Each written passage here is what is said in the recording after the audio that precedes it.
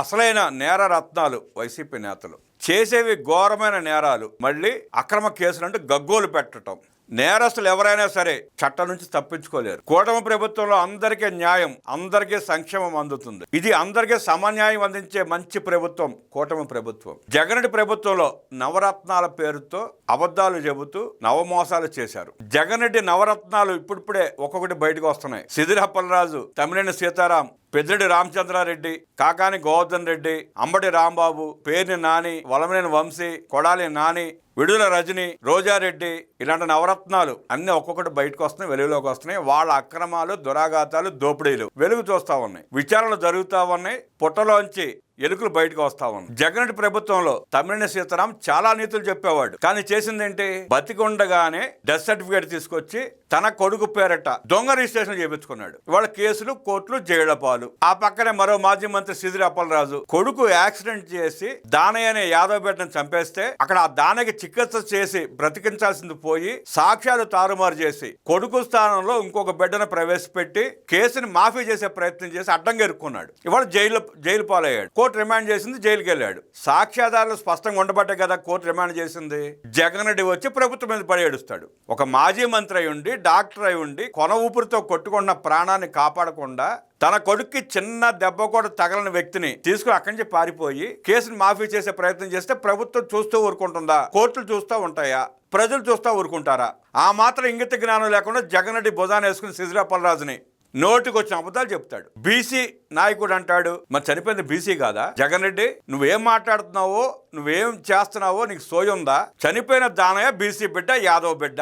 ఆ కుటుంబాన్ని పలకరించకుండా చావుకు కారణమైన కుటుంబాన్ని పలకరించడం ఏంటని ప్రజలు దుమ్మెత్తి పోస్తా ఉంటే సమాధానం చెప్పకుండా యలహంక పారిపోయాడు. అది జగన్ రెడ్డి పరిస్థితి తీరు.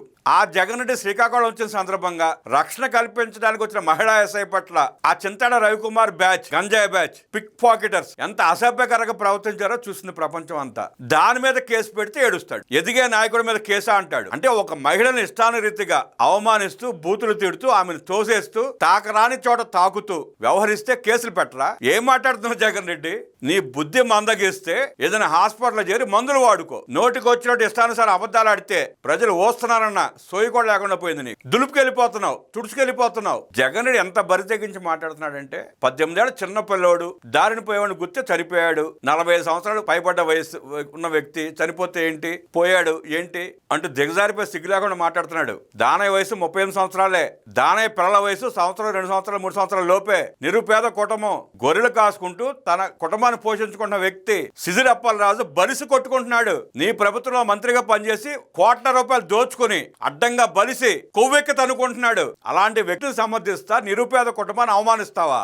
కనీసం ఆ కుటుంబాన్ని పలకరించే ప్రయత్నం చేసావు నువ్వు? అంటే లేని వాళ్ళంటే నీకు ఎంత చిన్న చూపో ప్రజలకు అర్థమవుతుంది. జగన్ రెడ్డి ప్రతి చోట కుల ప్రస్తావన తీసుకొస్తావు, బీసీ అంటావు. చనిపోయింది ఎవరో అని ప్రజలు ప్రశ్నిస్తున్నారు. నీకు సిగ్గుంటే సమాధానం చెప్పు. ఇంకోడు ఉన్నాడు ఆ పక్కనే, గుడ్డు అమర్నాథం. మహిళలు వేసిన మేకప్ల మీద మాట్లాడతాడు, నోటికి వచ్చినట్టు మాట్లాడతాడు. మంత్రిగా పనిచేసి చిన్న వర్క్ షాప్ కూడా తీసుకురాలని అసమర్థుడు, చేతకాని దద్దమ్మ చవట ఇవాళ మైకుల ముందుకొచ్చి మాట్లాడుతున్నాడు. దళిత బిడ్డ హోమ్ మినిస్టర్ వంగలపూడి అనితనే మేకప్ అంటూ ఆ గుడ్డు అమర్నాథ్ మాట్లాడిన మాటలకి మహిళా లోకం దుమ్మెత్తి పోసింది. అయినా సిగ్గుసారం ఉండదు.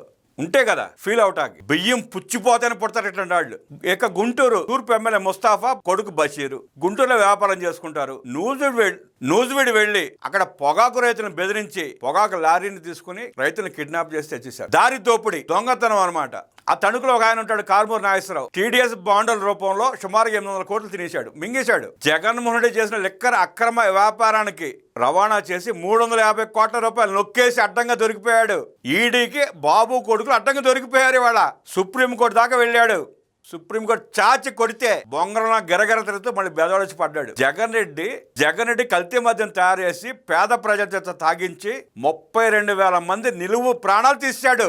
లక్షల కుటుంబాలను రోడ్ల పాలు చేశాడు. 150,000 మందిని ఇవాళ మంచాల పాలు చేశాడు. జగన్ రెడ్డి ధనదాహానికి ఎన్ని లక్షల కుటుంబాలు బలి అయిపోయాయో కనపడుతున్నా ఇవాళకి సిగ్గు శరం లేకుండా వచ్చి మాట్లాడుతున్నాడు. ఇంకా ఆ కారుమూరి నాగేశ్వరరావు ట్రాన్స్పోర్ట్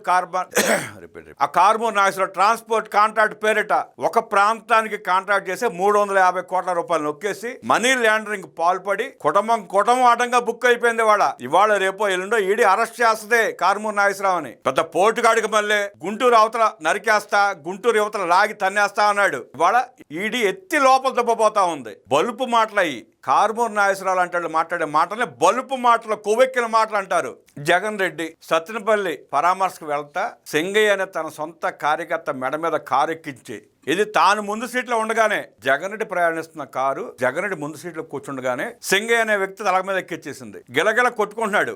ఎవడైనా ఏం చేస్తాడు? బుద్ధి జ్ఞానం ఉన్నాడు. అందులో నువ్వు మాజీ ముఖ్యమంత్రివి, ప్రస్తుతం పులివెందుల ఎమ్మెల్యేవి. ఏం చేయాలి? హాస్పిటల్కి పంపించాలి. నువ్వేం చేశావు? లాగి తుప్పలో పడేసావు. అతను చనిపోయాడు. అది ఎక్కడ కేసు అయ్యి మెడకు చుట్టుకుంటున్నానని వణిగిపోతా భార్యని ఇంటికి పిలిపించుకొని మాయ మాటలు చెప్పి మోసం చేసే ప్రయత్నం చేశావు. తెనాలి వెళ్ళాడు గంజాయి బ్యాచ్ని పలకరించడానికి. వాళ్ళు నేరస్తులు, వాళ్ళని పలకరించడం ఏంటి? అక్కడే అర్థమవుతుంది నువ్వు ఎంత నేర స్వభావం కలిగిన వాడు. మిర్చి రైతుల పరామర్శ పేరుతో గుంటూరు మిర్చి ఆటికి వెళ్తే అక్కడ జగన్ రెడ్డి ఉన్న చుట్టుపక్కల ఉన్న దండిపాలెం బ్యాచ్ 10 టిక్కీలు మిర్చి ఎత్తుకుపోయారు. దొంగతనం చేశారు వాళ్ళు లిటరల్ గా. దాని మీద ఎలక్షన్ కమిషన్ కేసు పెట్టింది. ఆ కేసు పెట్టడానికి కూడా ప్రభుత్వం కక్ష సాధింపట్టు ఎడుతూ ఉంటాడు. బంగారుపాళెం వెళ్ళాడు మామిడి రైతులను పరామర్శం అని చెప్పి అక్కడ ఎంత విధ్వంసం చేశాడో చూసాం. కాకాని గోవర్ధన్ రెడ్డి క్వాజ్ దొంగతనం చేసి దొంగతనంగా అమ్ముకుంటే ప్రభుత్వం కేసు పెట్టి లోపలేస్తే పరామర్శించడానికి 40 లక్షలు 50 లక్షలు ఖర్చు పెట్టి హెలికాప్టర్స్కి వెళ్ళాడు నెల్లూరుకి. పిన్నెల్లి రామకృష్ణారెడ్డి ఎలక్షన్ సమయంలో బ్యాలెట్ బాక్స్ను బద్దలు కొట్టాడని ఎలక్షన్ కమిషన్ కేసు పెడితే ఆ కేసులో అరెస్ట్ అయితే పిన్నెల్లి రామకృష్ణారెడ్డి పలకృష్ణ కూడా నెల్లూరు వెళ్ళాడు. ఇలా దొంగల్ని, అరాచకవాదుల్ని, సంఘ విద్రోహ శక్తుల్ని, గంజాయి బ్యాచ్ ని, ముఠాకోరుల్ని, మర్డర్లు చేసేవాళ్ళని, రేప్ చేసేవాళ్ళని పలకరించుకుంటా, కోర్టుల చుట్టూ బెయిల్ కోసం తిరుగుతా, సబ్ జైలు చుట్టూ తిరుగుతా ఈ రాష్ట్ర ప్రజలకు ఏం సందేశం ఇవ్వదలుచుకున్నాడు జగన్ రెడ్డి? ప్రజలకు సమాధానం చెప్పాలి. అంటే నీ దృష్టిలో దొంగలు కూనీకోరులు తప్ప మిగతా వాళ్ళు మనుషులకు కనపడట్లేదా జగన్ రెడ్డి? నువ్వు రాజకీయ పార్టీని నడుపుదాం అనుకుంటున్నావా, దొంగల ముఠా నడుపుదాం అనుకుంటున్నావా? ప్రజలు ప్రశ్నిస్తున్నారు. సమాధానం చెప్పాలి జగన్ రెడ్డి నువ్వు. కూటమి ప్రభుత్వం 2 ఏళ్లలో 24 లక్షల కోట్ల రూపాయలు పెట్టుబడి తీసుకొస్తే ఏడుస్తాడు. పేద ప్రజలకు సంక్షేమ కార్యక్రమాలు అందిస్తూ ఉంటే ఏడుస్తాడు. ఉద్యోగస్తులకు 1వ తరగతి జీతాలు ఇస్తుంటే ఏడుస్తూ ఉంటాడు. రోడ్లు ఏడిస్తే ఏడుస్తాడు. విమానాశ్రయం ప్రారంభోత్సవం చేస్తే ఏడుస్తాడు. గూగుల్ వస్తే ఏడుస్తాడు. ఫైటర్ జెట్స్ పరిశ్రమ వస్తే ఏడుస్తాడు. రాయల్ ఎన్ఫీల్డ్ వచ్చినా ఏడుస్తాడు. ఈ ఏడుపులతో నువ్వు ప్రజలకు ఏం సందేశం ఇద్దాం అనుకుంటున్నావో స్పష్టం చేసి రాజకీయం చేయి. ఏనాడు రైతు గోడు పట్టించుకోకుండా, రైతులు విలవిల్లాడిపోతున్న వాళ్ళ వంక చూడకుండా ఇవాళ రైతుల పరామర్శ పేరుతో మళ్ళీ రాష్ట్రంలో చిచ్చు రేపే ప్రయత్నం చేస్తున్నాడు. రైతు అంటే ఏంటో తెలియదు, పొగాకు అంటే ఏంటో తెలియదు, పొగాకు దేనికి వాడతారో తెలియదు, అయినా పొగాకు రైతులను పరామర్శిస్తాడంట. ఏం ఉద్ధరించావు నువ్వని చెప్పి వాళ్ళ పరామర్శల పేరుతో మళ్ళీ బయలుదేరుతున్నావు. రైతులు నిలదీయాలి జగన్ రెడ్డిని. మీ వద్దకు వచ్చే జగన్ రెడ్డిని నిలదీయాలి. ఏం చేశామని ప్రశ్నించాలి. సిగ్గుతో మళ్ళీ 2వసారి ప్రజల దగ్గర రాకుండా చేయాలి. అప్పుడు కానీ జగన్మోహన్ రెడ్డి అరాచకాలు, దారుణాలు, ఇలాంటి పరామర్శ యాత్రలు ఆగవు.